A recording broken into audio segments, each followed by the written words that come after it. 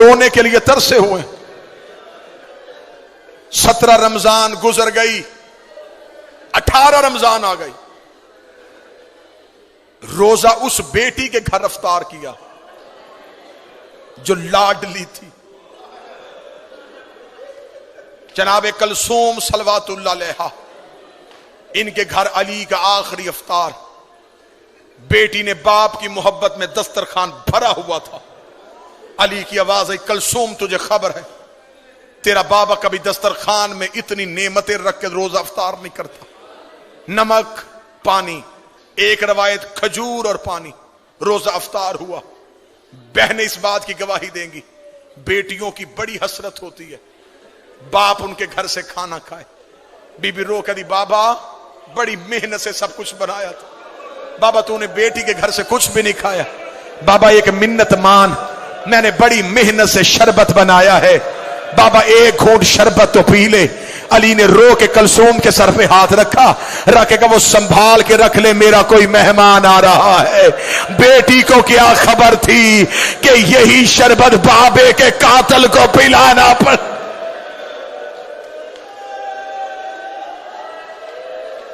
امیر المومنین مصلی عبادت پہ آ گئے. آدھی رات تک علی مناجات الہیہ میں مصروف رہے.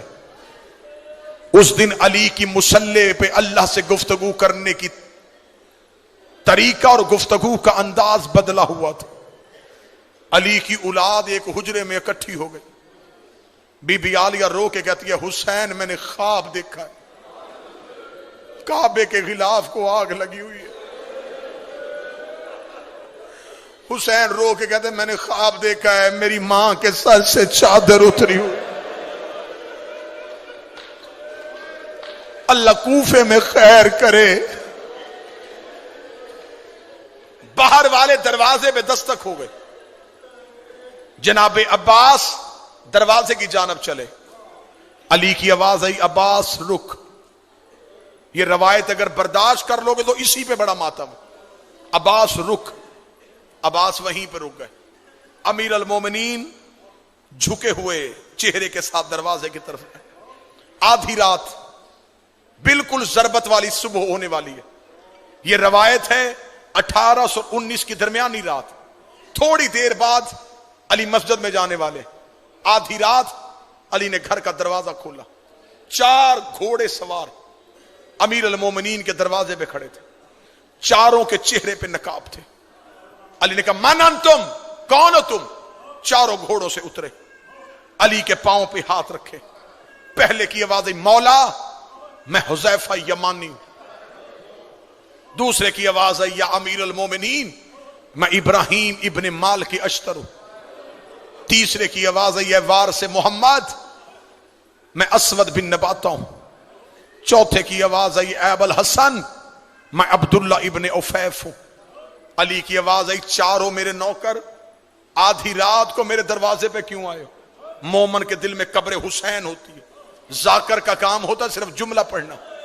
حذیفہ یمانی رو کے کہتا یا علی جب سے یہ 40 ہجری کا رمضان آیا ہے ہمیں تیری تقریروں سے ڈر لگ رہا. یا علی آپ سے ایک بندے نے پوچھا تھا کہ آپ نے داڑھی خضاب کیوں نہیں کی؟ آپ نے کہا تھا ان قریب یہ لہو سے خضاب ہونے والی. یا علی آپ نے ایک دن ایک صحابی سے پوچھا تھا کہ آج رمضان کی کیا تاریخ ہے؟ اس نے کہا تھا 16. آپ نے کہا زیادہ گزر گئے تھوڑے رہ گئے. یا علی ہم نے کوفے میں ایک شخص کو زہر خریدتے ہوئے دیکھا ہے. یا علی کوفے کے حالات بہتر نہیں ہیں, تیری تقریروں کا انداز بدل گیا ہے. یا علی ہمیں بڑا ڈر لگ رہا ہے. ہم چاروں نے مل کے قسمیں کھائی ہیں کہ ہم آپ کو تنہا نہیں چھوڑیں گے.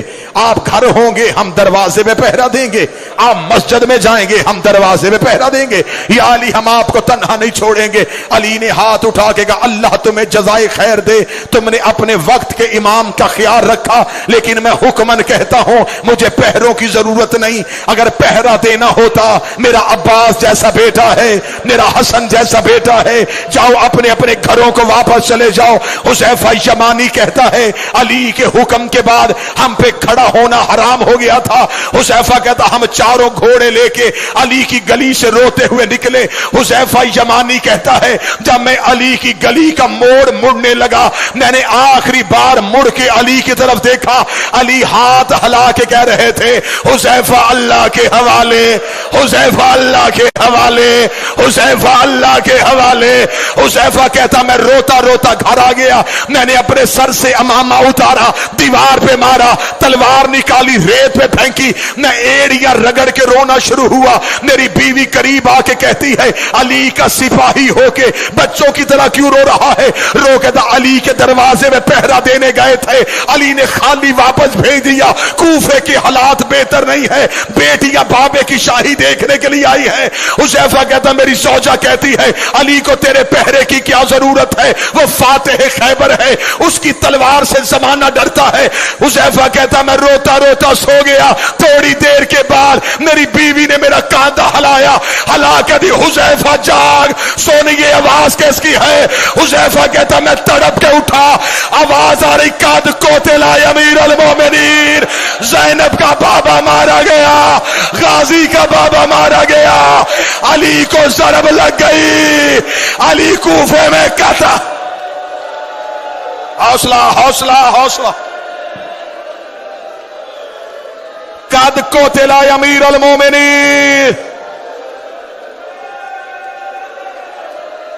علی کو سجدے میں ضرب لگ گئی۔ حذیفہ کہتا میں دوڑا، جو شہادت علی سننے آئے۔ اب مجھ پہ سوال کرو کہ علی کے بیٹے کہاں تھے؟ کوفے کی جامعہ مسجد میں علی امامت کرواتے تھے، کوفے کی چھوٹی مسجدوں میں علی کے بیٹے نماز پڑھاتے تھے۔ کہیں سے حسن بھاگا ہوا، کہیں سے حسین دوڑا، غازی جہاں سے دوڑ رہا ہے وہاں سے دیواریں ہل رہی ہیں۔ مسجد میں سارے بیٹے پہنچے تو حالت کیا ہے؟ سید ایک لمحے کے لیے برداشت کرنا، علی کا سر ایسے کھلا تھا جیسے کاری کے ہاتھوں پہ قرآن کھلا ہے۔ حسن کی آواز آئی بابا آنکھیں کھول۔ مشکل روایت پڑھنے لگا۔ علی کے بیٹے، حوصلے کے ساتھ سننا، امیر المومنین کے بیٹے مسجد میں آ چکے تھے۔ ملعون ابن ملجم گرفتار ہو گیا۔ اس ملعون کو مسجد کے ستون کے ساتھ علی کے نوکروں رسیوں سے باندھ دیا۔ کبھی علی کا کوئی بیٹا اس کی طرف دوڑتا، حسین آگے آ جاتے، کبھی حسن آگے آتے، غازی خون آیا ہوا ہے آنکھوں میں، عباس بار بار کبھی قبضہ تلوار پہ ہاتھ، کبھی اس ملعون کا چہرہ۔ عباس اپنے ہونٹوں سے کہہ رہے ہو تو نے میری آقا زادی کے سر کے بال کھلائے، اور تو نے پردیس میں رلا دی علی کی بیٹیاں۔ بار بار حسین عباس کے سینے پہ ہاتھ رکھ کے کہہ رہا تھا عباس چپ، عباس صبر۔ جب علی نے دیکھا کہ عباس روک نہیں رہا، علی کی آواز آئی عباس جلدی جا، کلثوم سے کہہ میرا شربت دے۔ عباس گھر کی جانب دوڑا، جن ماتمیوں نے گلیوں میں رونا ہے، ادھر عباس ہاتھوں میں شربت لے کے آیا۔ علی کی آواز آئی عباس اپنے ہاتھوں سے میرے قاتل کو شربت پلا۔ عباس کا سر دیوار پہ لگا، روکے گا دعا کر تیرے غازی کو موت آ جائے۔ حوصلہ حوصلہ حوصلہ۔ بابا میں تیرے قاتل کو شربت پلاؤں؟ آواز آئی عباس تجھے تیار کر رہا ہوں، آج میرے قاتل کو شربت پلا، کل حسین کے کہنے پہ زینب کا خیمہ ہٹانا۔ عباس تو نے بڑے صبر کرنے ہیں، عباس تو نے بڑے حوصلے دکھانے۔ نماز جس پہ ضرب لگی یہ نافلہ نماز کا آخری سجدہ تھا، واجب نماز جناب حسن کی امامت میں ادا ہوئی۔ نماز حسین کی بھی کربلا میں بڑی مشکل تھی، نماز کوفے میں حسن کی بھی بڑی مشکل تھی، بابے کا لہو مسلح پہ تھا اور حسن نے کہا اللہ اکبر. ادھر زخمی علی کو اٹھایا گیا، ادھر علی کی بیٹیاں دروازے پہ آ کے کھڑی ہو گئی. علی کی آواز آئی، حسن میرے صحابہ کو واپس بھیج دے. میں علی گوارا نہیں کرتا میری زینب کی آواز کسی صحابی کے کان میں چلی. امیر المومنین کو گھر میں لایا گیا. 19 رمضان کا دن گزر گیا، 20 کی رات گزر گئی، 20 کا دن گزر گیا، 21 کی رات آئی. پوری ذمہ داری کے ساتھ پڑھنے لگا. 2 راتیں علی کی بڑی بیٹی عالیہ حجرے کا پردہ ہٹا کے چھپ چھپ کے بابے کو دیکھتی رہے. بالکل آخری جملے پڑھنے لگا ہوں، اس کے آگے نہیں پڑھوں گا. 21 رمضان کی رات بی بی نے حسن کو اپنے حجرے میں بلایا. مصلے پہ اٹھ کے کھڑی ہوئی، رو کے کہتی حسن 2 دن ہو گئے میرے بابے کو زخمی ہوئے. میں یہ جملہ اپنی ماؤں بہنوں کے لیے پڑھنے لگا. رو کہتی حسن بتا میرا بابا بچ جائے گا. حسن رو کہتے زینب بابے کی آخری رات ہے. رو کے کہتی پھر مجھ پہ ایک احسان کر، میں ماں کے بغیر کبھی بابے سے ملی نہیں تھی، ایک بار مجھے اپنے ساتھ لے جا کے بابا ملوا دے.